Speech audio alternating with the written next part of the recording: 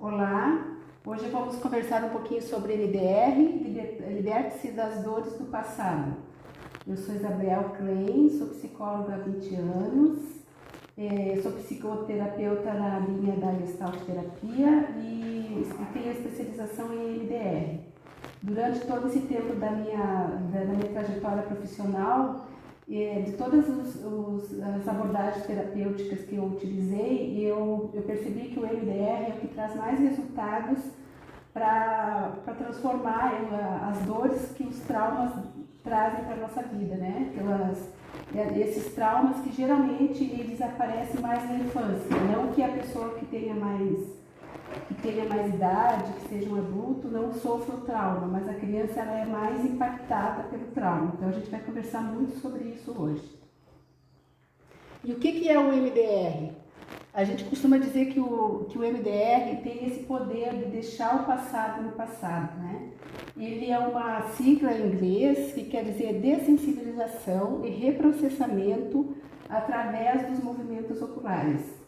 E vocês vão se perguntar, mas o que é isso, né? Mas antes da gente conversar o que é isso, a gente vai falar um pouco do trauma, né? Porque a gente começou falando, né, que o MDR é uma das principais terapias para tratar trauma. E o que é um trauma? É uma experiência emocional desagradável e intensa. A pessoa... acontece alguma coisa com a pessoa de forma que a pessoa inesperada e que a pessoa sente aquilo intensamente e é uma sensação muito desagradável, né? E geralmente o trauma acontece por quê? Porque a pessoa ainda não tem recurso para lidar com o que está acontecendo. Por isso que a gente vai falar bastante disso, que a criança ela é mais impactada pelo trauma, porque ela não tem toda essa bagagem que o adulto tem, né? E o adulto, quando ele é impactado pelo trauma, porque às vezes o que aconteceu é tão profundo e tão forte que ele não tem recursos psicológicos, emocionais para dar sentido para aquilo que está acontecendo, né? E esse trauma, esse acontecimento, essa experiência, ela deixa uma marca duradoura na mente do indivíduo. E como que o trauma, quais os canais, né? Quando acontece um trauma, a pessoa na hora que acontece, a pessoa ela é impactada pela emoção, no corpo.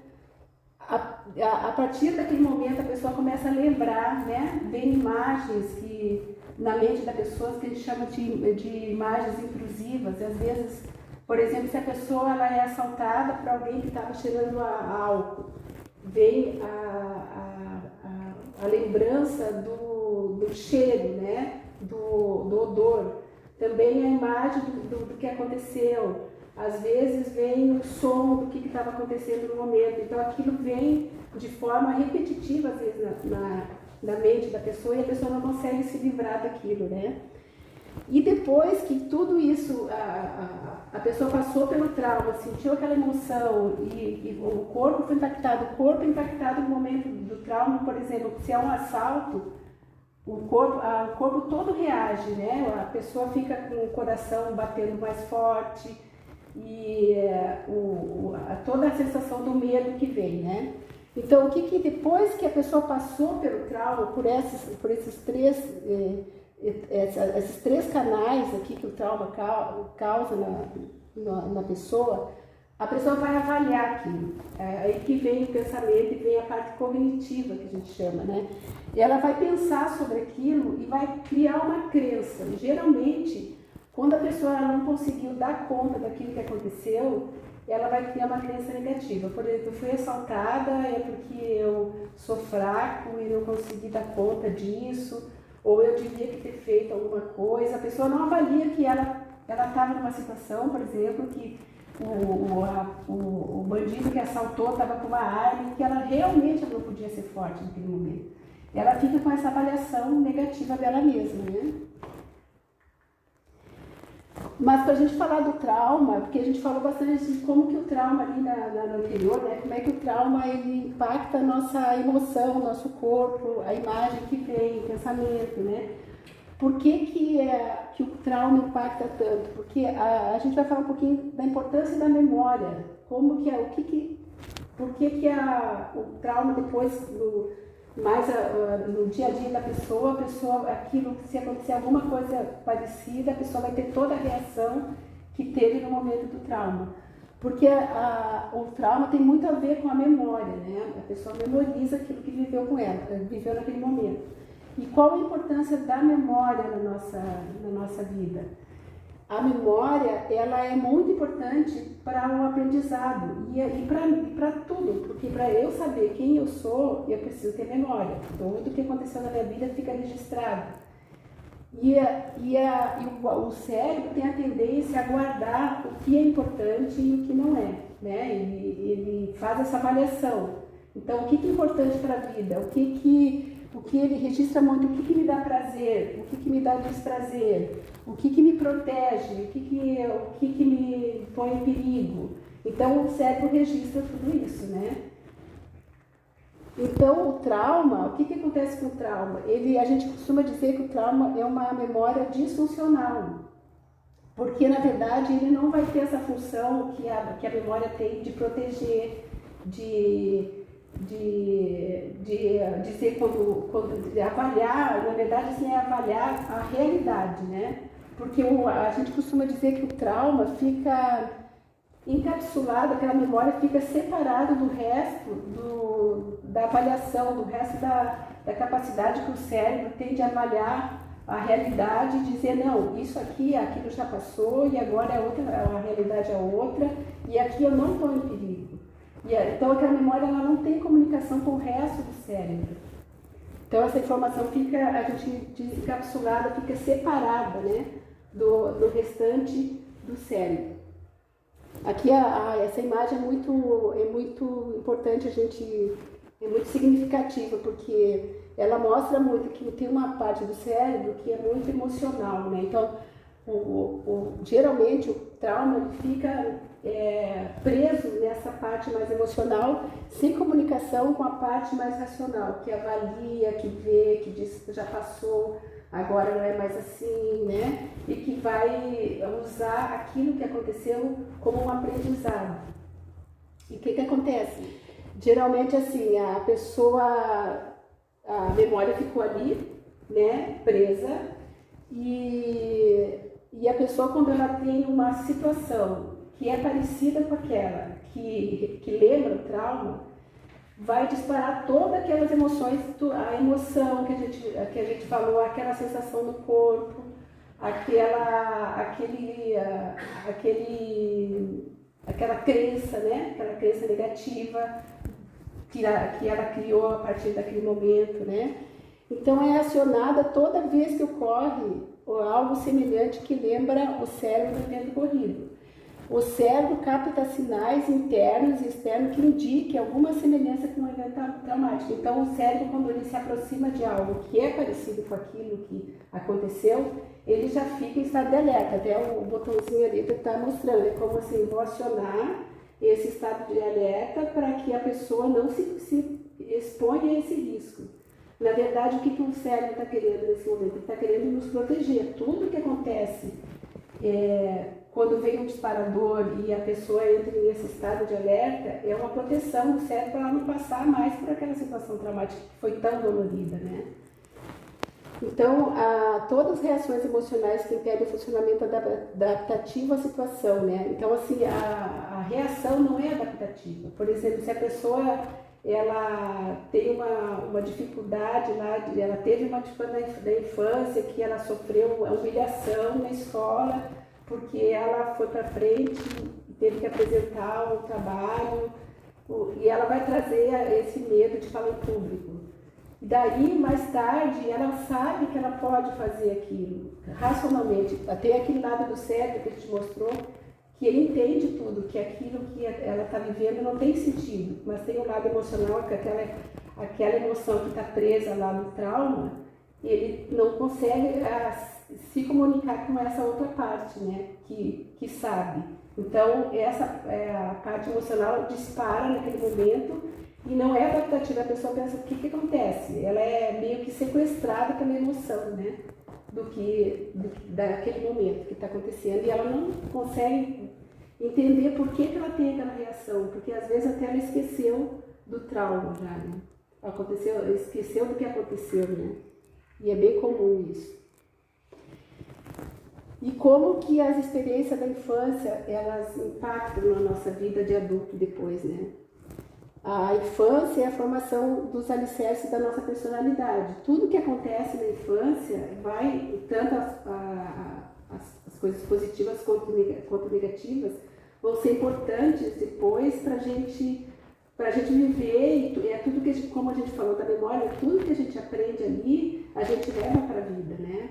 Tanto a parte positiva que vai nos dar força e capacidade de lidar com as coisas, quanto o negativo, quando a gente não resolveu ele, né? Quando não deu sentido para esse negativo, ele vai impactar de forma desadaptativa depois na idade adulta, né? Então, as experiências positivas e negativas, né, marcam a mente da pessoa para sempre, né? As experiências positivas são muito importantes, porque é o que é quando a gente pensa na nossa vida, porque eu tive lembra muitas vezes, a pessoa lembra muito do que aconteceu de negativo, porque o trauma marca mais. Mas o que dá resiliência e capacidade para a gente lidar com as coisas da vida são essas experiências positivas, né? Que são os relacionamentos acolhedores que a gente tem, os vínculos afetivos fortes, a esperança, porque às vezes falha muito em muitas coisas. Tem famílias que não têm, né, estrutura para dar essa capacidade da criança se relacionar de forma mais, se sentir mais acolhida, né? Mas às vezes a esperança, às vezes na escola a criança encontra isso de alguma forma. Alguém às vezes na vida da criança vai dar isso, né? A capacidade de desenvolver a autonomia da criança, de fazer com que ela se sinta capaz de fazer as coisas, né? De enfrentar os problemas e as dificuldades, as adversidades da vida. A família, a escola, os amigos. Acolhimento das necessidades físicas, emocionais e psicológicas da criança, né, que muitas vezes a gente vai ver agora na parte mais do trauma infantil, o quanto que o não acolhimento e o atendimento das necessidades da criança e o abandono trazem trauma, e que às vezes a pessoa nem lembra que passou por isso, porque para ela foi tão natural aquilo, né? De ela não ser cuidada, né? Então, as experiências negativas na infância, agora a gente entra mais na questão do trauma na infância mesmo, né? As situações traumáticas são os abusos sexuais, né? Emocional e físico, o trabalho infantil, a negligência, o abandono, as perdas. Às vezes a pessoa tem uma depressão, ela não sabe de onde que vem, às vezes é um avô que ela perdeu, que ela não se deu conta que era um vínculo afetivo que era tão importante para ela, né? Que ela perdeu às vezes o tio e às vezes até os pais mesmo, né? A humilhação que a criança passa, né? A pobreza extrema, né? Que também é um fator muito importante que traz muito um autoconceito negativo, né? O bullying na escola e às vezes dentro de casa, os irmãos, né? É muito comum. A gente pega muito caso, a pessoa não sabe de onde que vem a sensação dela de se sentir inferior, se sentir menos, não se sentir amado. Tem muito disso do bullying entre irmãos mesmo, né? O estresse tóxicos e as adversidades, né, que a criança passa sozinha, às vezes também, né? Presenciar situações traumáticas, isso aqui é bem importante, pessoal, porque às vezes a pessoa pensa, mas nunca aconteceu comigo, eu nunca fui agredida, mas ela assistiu os pais, às vezes, brigando e se agredindo, assistiu alguém agredir alguém, né? Então, a gente chama isso de trauma vicariante. Trauma que eu não vivi, mas que eu assisti, para o cérebro tem o mesmo sentido, né? É o mesmo perigo, o cérebro entende aquilo como um perigo e pega como algo que tem que ser protegido daquilo, né? E o trauma transgeracional, que é um trauma que vem da família, né? Que é bem interessante também, que quem entende um pouco de constelação familiar, né? sabe que o quanto que a gente traz traumas, nós às vezes não sabe de onde que vem o trauma e vem dos avós, que vai passando, e a gente vive aquilo e não sabe por quê. Então, o trauma na infância. O que acontece na infância não fica na infância, né? Repercute na idade adulta, no comportamento, no autoconceito, nos relacionamentos, no desempenho profissional, né? Naquilo que a pessoa acredita que ela é, porque o autoconceito é muito formado na infância. Né? O que eu sou, o que eu mereço na vida, como que eu posso me expor na vida. Tudo isso vai formando esse autoconceito, né?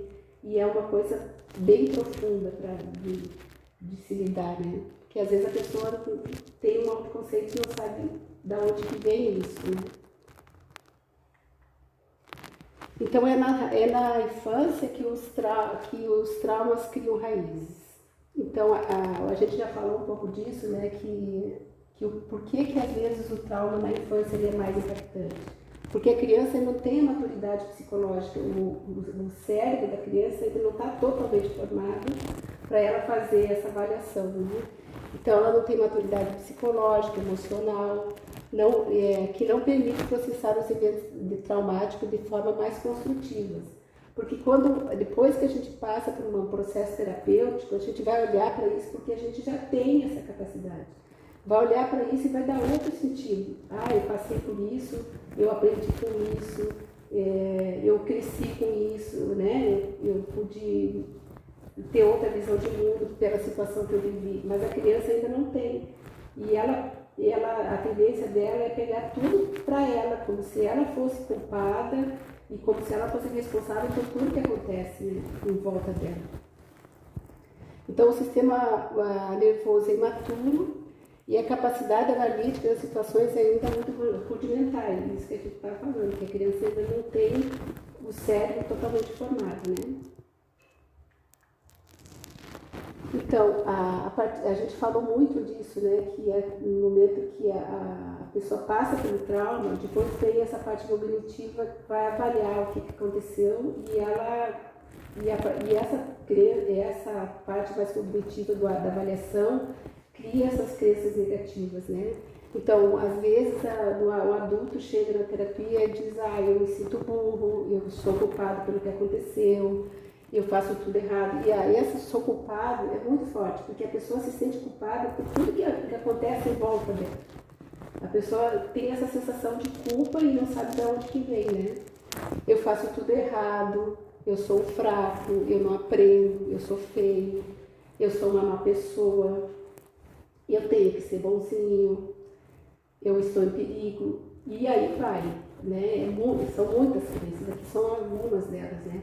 E essas crenças, elas prendem, essa figura mostra muito assim, elas impedem a maneira da pessoa lidar com o mundo, né? Impede impede assim, a melhor forma de lidar com o mundo, na verdade, né? Que a gente chama de forma mais adaptativa, né? A pessoa não sabe o que está prendendo ela e é uma criança, às vezes é tão inconsciente que aquilo, que a pessoa às vezes evita um monte de coisa que seria bom para ela e impede a pessoa de escolher o melhor caminho, porque no fundo ela não escolhe aquilo que é melhor porque ela tem medo, porque tem uma crença que pede, né? As crenças, elas interferem muito na capacidade de escolha nossa, né? De escolher o melhor, porque por medo eu não vou escolher o melhor, porque eu acho que eu não tenho capacidade de seguir esse caminho que é o melhor para mim. Então, o que o MDR faz com tudo isso, né? A questão desses traumas que vêm. E aí é importante falar que o MDR não trabalha só com o trauma da infância. A gente está trazendo mais a infância porque é muito impactante na vida do adulto, né? Mas ele também trabalha com os traumas que acontecem depois, quando nós somos adultos já e acontece algo inesperado que a gente não sabe lidar. Nós não temos ainda a capacidade de avaliar aquilo e lidar, por exemplo, um assalto, uma perda muito, muito significativa, às vezes um acidente de trânsito, né? E essas coisas de acidente mais. Né? Então o MDR a gente costuma dizer que deixa o passado no passado, né? E o que ele faz? Ele reprocessa e ressignifica as memórias traumáticas. Dessensibiliza a carga emocional realizada a esses traumas. O que quer dizer isso, dessensibiliza, né? Por exemplo, a gente viu que o trauma, ele deixa uma carga emocional forte. Quando vem um disparador que é de fora, que é algo parecido, que traz para o cérebro a possibilidade dele reviver o trauma, dispara internamente a emoção, a sensação do corpo, e às vezes a pessoa carrega essa sensação do corpo sempre, né? No estado de alerta, de estar sempre olhando para tudo que lado, porque pode acontecer de repente alguma coisa que vai fazer ela viver aquilo lá, né? Então o MDR, ele baixa essa carga emocional, né? E essa carga emocional praticamente ela zera, né? Ela some. E também ela diminui bastante a crença negativa, porque o objetivo do MDR, quando a gente faz durante a terapia, a gente mede, né? A gente pede para a pessoa dar uma nota de 0 a 10 de quanto que perturba essa lembrança. Então, o objetivo é chegar, geralmente a pessoa está no 10, no 8, no 7, né? O objetivo é chegar no 0, tanto a crença negativa, quanto aquela carga emocional, quanto a toda a memória que ficou gravada no corpo, né? Então, ele busca a extinção dessa crença negativa gerada pela vivência do trauma, né? E ele, ao mesmo tempo, ele fortalece as crenças positivas e os recursos positivos, porque ele faz essa comunicação entre o lado que a pessoa, sempre a pessoa, apesar de ela saber que ela tem toda essa carga negativa, essa força que vem no momento que ela se coloca diante de uma situação parecida com o trauma, tem um lado dela que ela sabe que ela não é aquilo ali, que ela consegue, que ela tem capacidade, que é a resiliência que a gente falou. Só que o que o MDR faz é fazer essas duas partes conversarem, né? E a parte que é mais racional, que entende mais, ela vai dar apoio para que seria o apoio para essa criança, quando a gente fala muito, né? Esse adulto dá apoio para essa criança e acolher essa criança. Então, o MDR facilita muito isso, né? O que o MDR faz, então? Ele estabelece pontes entre esses dois lados do cérebro, né? Entre esses dois eus que existem, né? O adulto e a criança. Então, aqui ele vai integrar o cérebro, né? Às vezes a emoção está isolada numa ilha, né? Ilhada lá, e a parte que é mais resiliente, que é mais forte, vai ajudar essa outra parte, né? Então, como é que faz isso, né? Porque a gente fala, mas é importante, assim, é muito estranho quando a pessoa chega na terapia, a pessoa não acredita que aquilo vai funcionar, porque é uma coisa que não é tão comum, né? Que a gente não vê em outros tipos de terapia.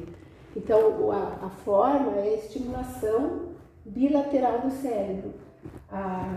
O MDR ele foi descoberto por uma pessoa, uma americana chamada Francine Shapiro, e ela estava andando, ela tinha câncer, né? Então ela saía para caminhar no Central Park, porque quando ela não estava bem, ela ia caminhar. E ela começou a perceber que ela mudava o estado de humor dela, ela saía com o problema, voltava com a solução do problema.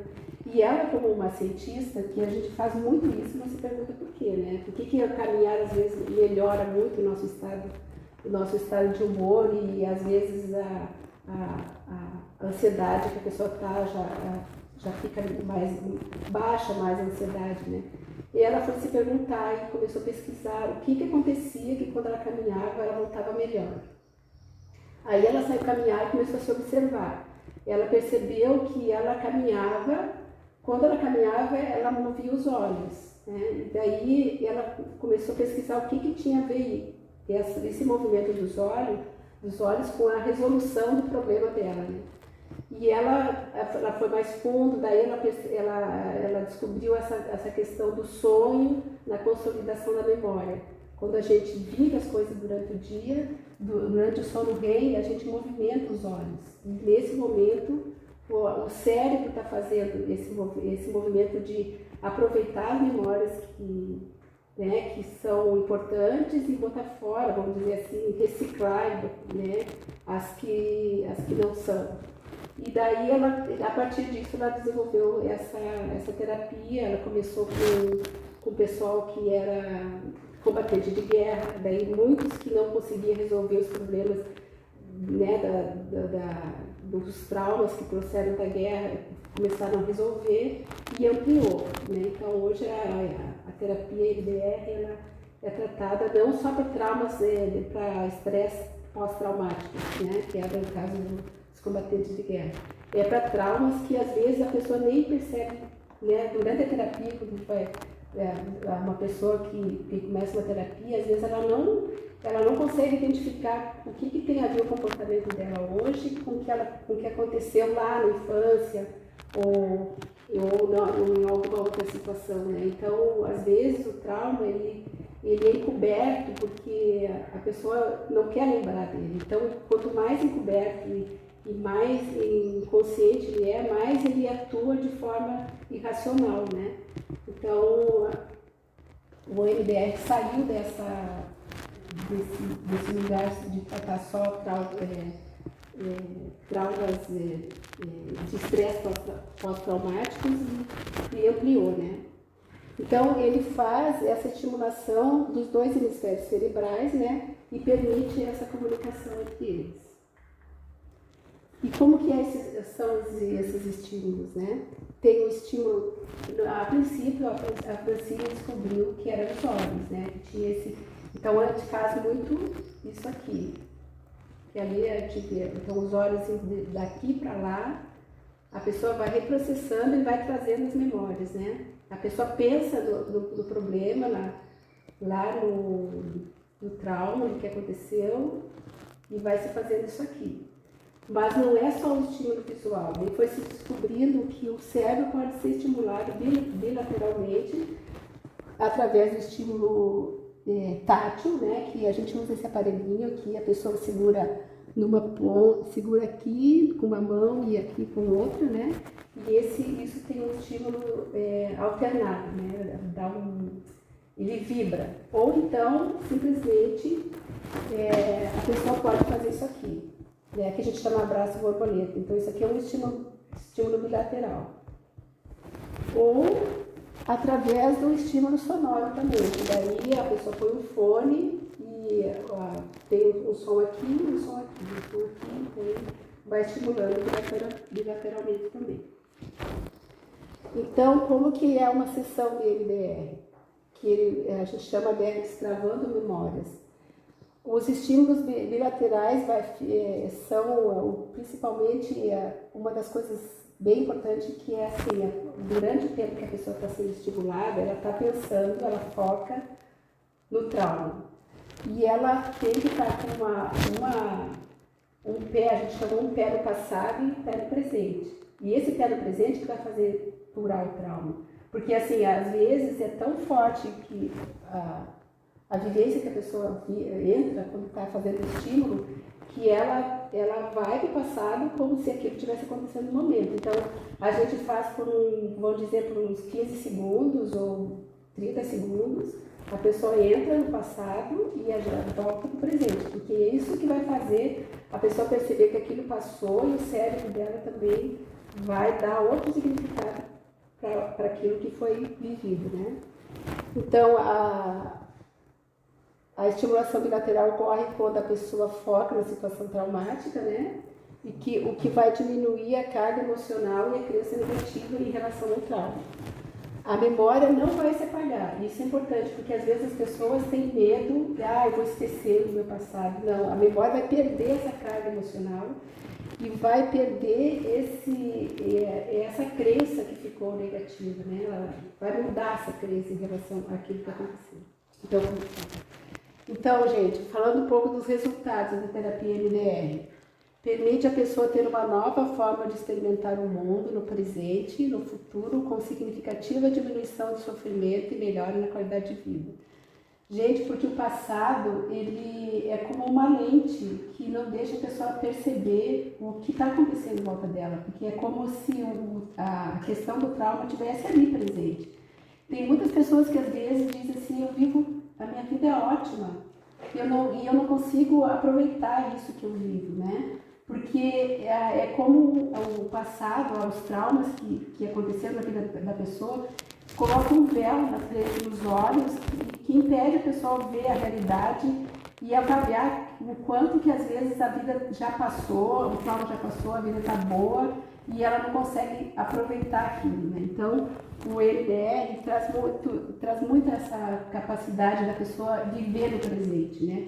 E projetar o futuro de uma forma mais positiva, porque às vezes quando a pessoa, a ansiedade, por exemplo, quando a pessoa olha para o futuro e começa a prever coisas ruins, tem muito a ver com o que ela preveu lá no passado, né? E quando isso se acalma, toda essa crença negativa também é diminuída, a parte emocional também, né? A carga emocional zera, a pessoa tem outra vida, né? Então, as crenças positivas também aumentam, né? A pessoa começa a acreditar na vida e acreditar nela e perceber o quanta força ela tem. Porque se ela chegou até aqui, é porque ela tem força e tem capacidade. E às vezes a questão traumática não deixa a pessoa perceber que ela tem toda essa força, né, de poder de gerir a vida dela. O autoconceito da pessoa também aumenta, né? O autoconceito positivo, né, em relação a ela. E ela tem uma avaliação mais positiva de si mesma, né? Gente, uma coisa importante a falar aqui, que eu queria falar aqui, eu esqueci de falar, vou voltar um pouquinho aqui. Na questão do trauma, do corpo, né? A gente falou um pouco aqui que o trauma ele traz consequências, né, no corpo também. Por exemplo, isso que é bem importante a gente saber, que às vezes tem pessoas que têm uma sensação, às vezes até no corpo corporal, não sabe o que é, por exemplo, tem uma dor no peito, tem algo que prende o corpo preso, né? Não sabe o que tem. Às vezes, o trauma na infância, quando a criança ainda não tem palavras para descrever aquilo que ela está sentindo, por exemplo, antes dos 2 anos, principalmente 3 anos, a criança ainda não tem a parte da fala, né? Ela não sabe dar nome para o que ela está sentindo. Então, fica tudo registrado no corpo. Então, esses traumas são bem mais complexos, né, de se resolver, mas se resolve. Ou no momento que a gente estava falando lá, no momento da estimulação bilateral, a gente pede para a pessoa, sem ela saber o que é, só centrar no que ela está sentindo no corpo. E às vezes por exemplo, até no trauma do nascimento, coisas que a pessoa viveu no nascimento e fica registrado no corpo, porque o bebê não tem ainda a parte cognitiva para saber o que está acontecendo com ele, para depois contar, eu me sentia sufocado com o cordão umbilical, por exemplo, né? Mas ele tem uma sensação aqui, por exemplo, que ele não sabe por que às vezes ele se sente sufocado, a pessoa, né? Então, durante a estimulação bilateral, centrando nessa sensação corporal, a pessoa, aquela sensação vem e às vezes até vem em tudo o que aconteceu no trauma. Por exemplo, eu estou pegando aqui a questão do nascimento, mas pode ser depois, a criança foi deixada sozinha, foi agredida quando era bem pequenininha, né? Então, esses traumas a gente chama de traumas complexos, né? Que são traumas que a pessoa não lembra de nada, né, do que aconteceu. Eu parei aqui. Então, quantas sessões são necessárias, né? Então, às vezes, quando o trauma, por exemplo, vem uma pessoa dizendo assim, olha, eu sofri um acidente e eu não consigo agora, eu não paro de lembrar do que me aconteceu e vem a imagem na cabeça, a pessoa já era adulta. E esse tipo de trauma é bem mais rápido, às vezes 10 sessões resolve, depende, né? Mas se é um trauma mais da infância, dependendo da história da pessoa, demora mais ou menos, né? Vai depender da pessoa e da história dela. A gente chama muito de trauma complexo, por exemplo, a gente falou lá do tipo de trauma, né, que as crianças passam. Crianças que passaram por abandono, por negligência, por muita humilhação, essas pessoas, elas é muito mais complexo lidar, né, com esse trauma, porque são muitas coisas que não aconteceram uma vez, e foram de forma constante na vida da criança, né? Então, esses traumas demoram mais para o cérebro dar conta de tudo isso, né? Então, os traumas mais simples que a gente falou, né, que são esses que a pessoa lembrar, depois disso a minha vida mudou. Isso acontece muito, tá? A pessoa chega assim, olha, eu queria tratar isso porque, olha, depois disso a minha vida mudou totalmente. Então, a pessoa sabe que aquele trauma, que aquilo que aconteceu, mudou a vida dela.